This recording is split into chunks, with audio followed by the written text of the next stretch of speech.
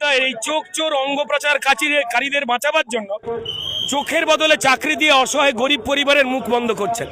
সেই পরিবারদের নিয়ে আমাদের কোনো কিছু বলবার নেই। শুনতে পাচ্ছি পরিবারের মধ্যে চাকরি নেওয়ার পরেও একটা অশান্তি তৈরি হচ্ছে। তারা বলছেন এই অঙ্গ প্রত্যঙ্গ পাচারকারী যে চক্র অন্যান্য হাসপাতালগুলোর মতো এখানেও চলছে, আরজি করের মতো এখানেও যে চলছে সেই তদন্ত হোক।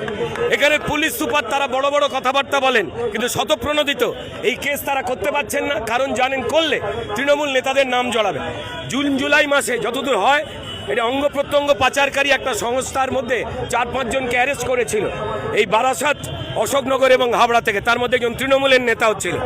এই অঙ্গ প্রত্যঙ্গ পাচারকারী চক্র চলছে, দালাল চক্র চলছে, হাসপাতালকে, সরকারি হাসপাতালকে ব্যবহার করে প্রাইভেট হাসপাতালে রোগী পাঠাবার খেলা, গরিব মানুষের টাকা লুট করার খেলা এখান থেকেই হচ্ছে। এত বড় হাসপাতাল হচ্ছে, সিটি স্ক্যানের পর গরিব মানুষ কি করবে, এমআরআই নেই, দালালরা এখানে দাঁড়িয়ে থাকে, সেইটা চালাচ্ছেন মমতা বন্দ্যোপাধ্যায়ের আশীর্বাদ ধন্য, যার কথাতে এই কলেজ চলে কাকলি ঘোষ দস্তিদার।